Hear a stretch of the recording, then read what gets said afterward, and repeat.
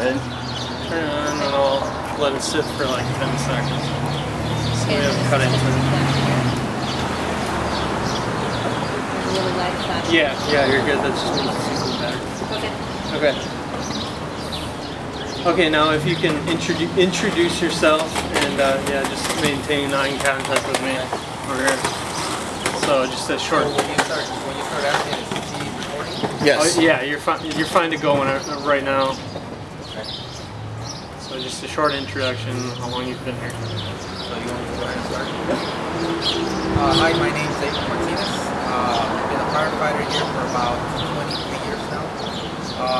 I've worked here in the city at all the different. We got 6 stations here in the city, and I've worked at all of them at different times. I've worked with a truck company. Each station has their specialty. So I worked with Station 5 with the truck company. I've also worked at Station 6 with hazmat. And here at Station 1, basically it's public education when we go to school and speak with the kids. Usually we used to have a 4th grade program where we would go and speak with the 4th graders. That program no longer exists in the budget, but we're still doing what we can with what we got. First question: What motivated you to become a firefighter? You know, when I was small, basically, as most kids, they see a fire engine or a police car, and that's the first thing you think about. As I was growing up, my first preference was actually being a deputy sheriff. So I was seeking to become a deputy sheriff when I first started, when I got out of high school, out of college. And as I went through the process, I realized that I wasn't that ready to become a deputy sheriff. You know, I wasn't really prepared for that. And as I went out the interview office, I thought about, okay, what else is there out there that I can pursue that deals with public service? And I thought, well, fire department is another option. And I think that's where I started beginning to look into. You know, I wasn't that type of person that wants to work in an office or wear a tie and suit. I was more of a hands-on. I want to be out in the open, out with the public. And I started my career. I started doing that. I started taking classes at outside college in fire technology, and the more I learned, the more I wanted to become a firefighter. So basically, that's how I got started. Okay. What are the typical duties as a firefighter? Just like the everyday things that maybe someone might not know about or would be interested in? Well, at every fire station we have a captain, we have an engineer, and we have a paramedic, and each one has their own duties. When I first started as a firefighter, you know, my duties basically was to put out the flags in the morning, go over part of the equipment on the engine. We each have our things that we have to check over in the morning. And at that time we didn't have a paramedic program. We just had a EMT, emergency medical technician. So we had the basics. And the firefighter would usually be in charge of the patient care, and you know, we take blood pressure and we do that kind of stuff. And as time went by, we got paramedics. Now paramedics are more skilled, they have more education, so they do a lot more than we used to do. And then we've got the fire engineer, which is my position at this time, and basically I am the driver. I'm in charge of the fire engine.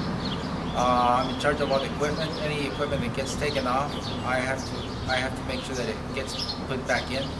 I'm in charge of transporting the whole crew to an incident. So we get a call, I'm in charge of getting them to the scene and bringing them back safely. So, and on fire, obviously, I am the guy that's in control of the pump balance. You know, I give them the right amount of pressure, the right amount of water. So those are the responsibilities as a fire engine. And then of course it's a captain. He's ultimately responsible over the whole scene. He's in charge. He makes the decisions, and so we each have our own duties in the fire department. Okay. What are some calls that your shift and station respond to that you want the public to know more about? Well, you know, when you've been working here for a long time, like I said, I've been here for about 23 years now, I mean, we get all kinds of calls. You name it, the public needs us for whatever it is, we're there.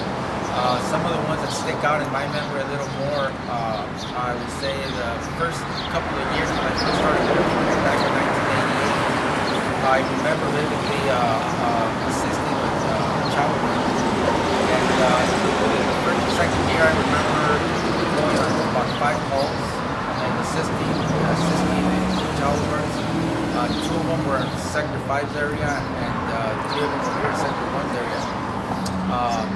I remember one of them was in the freeway. It was cold, and I was a catcher basically, assisting in child work. And what was kind of curious, one time we had here at the fire station next door was one of the places where we actually assisted in the child work. It was next door, and by mere coincidence, one time that I was working here, after about maybe 12, 13 years later, I was working here, and the lady came over. She had a question about something, and then we started talking, and then she mentioned, oh, by the way, do you guys remember my daughter, one of you guys assisted in the delivery, and it turned out to be the one that I had assisted at that time, because she still lived next door, and she told us that, we were there, we assisted, and now here you are 13, 15 years later. So that was a pretty vivid thing that I remember. Another one that sticks out in my mind is we went to a place in Saricoy where this one guy had both of his knees cut off. He was working in this machine, cardboard compactor. He was pushing this cardboard down, and somehow he didn't get out in time, and the machine just cut him in the knees. And he was wearing boots that were basically up to his knees. So I remember grabbing both of the feet and taking them to the ambulance, while the ambulance crew got the person, transported him to Gurney. So, with the plastic bag, we filled it up with ice. We got ice from I don't know where, but we filled it up with ice, wrapped it up, and put it in the ambulance. And the ambulance took off and unfortunately, they couldn't put his legs back together because of the way they were cut. So he ended up in a wheelchair for the rest of his life. There's lots of other calls. I think the hardest kind of calls for us as fire service is basically getting up in the middle of the night. I'm not complaining, but that would be the most difficult for us to get up in the middle of the night, interrupt sleep. But like I say, it's part of our job, and I think it's the hardest of most guys. It's a good job. It's a career that we all enjoy. Assisting the public, and you get a good feeling when you go out there and you actually help somebody. And so, it's our job. There's all kinds of things that we do out there that a lot of times the public is unaware of, but we get our calls. And as long as I got you here, can you kind of briefly describe the call we just had with bees? Okay, we had a public service, which is bees. We get a lot of those. A lot of times the people will call us when there's bees around. They think that they're going to sting you, that they're going to attack somebody. The first instinct of a lot of people is killer bees. So they called us, and we went out there and basically explained to them that bees they're usually on the move, and when they stop to rest. After maybe a couple of days, they'll move on. So we basically told them to stay away from them. If you leave them alone, the bees will leave you alone. There were a bunch of kids around. They were all excited and running around. So basically said, just make sure everybody stays away. Leave them alone. Give it a couple of days. And if they're still there after that, you can call us. And otherwise, you can call some company that will actually come and remove the bees for you. But usually they'll call us first, and we'll go and see what's going on. Sure. Give it 10 seconds. We're good? You don't want to ask one more question? I have enough time for one more. Do you have one?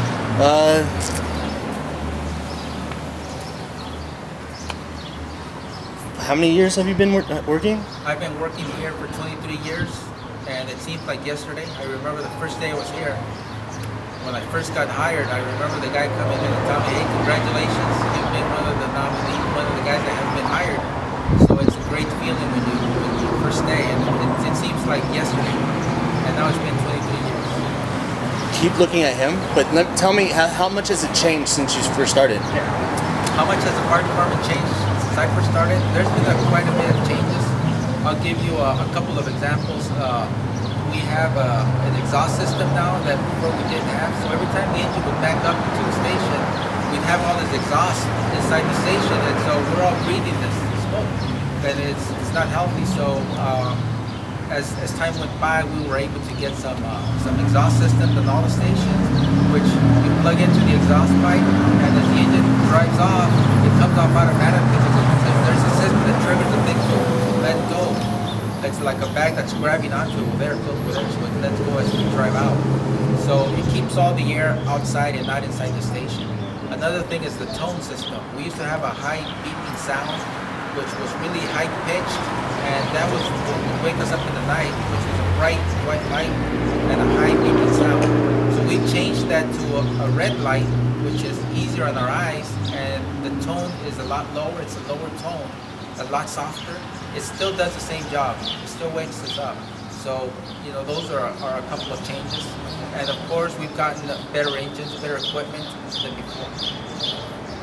So cool. basically, that's some of the improvements that we've had. We're done. Now let it roll for about 10 seconds to just get it. Wonderful job, Abel. Thank you. That was smooth. Okay. Cool. Yeah. Yep. Done. I need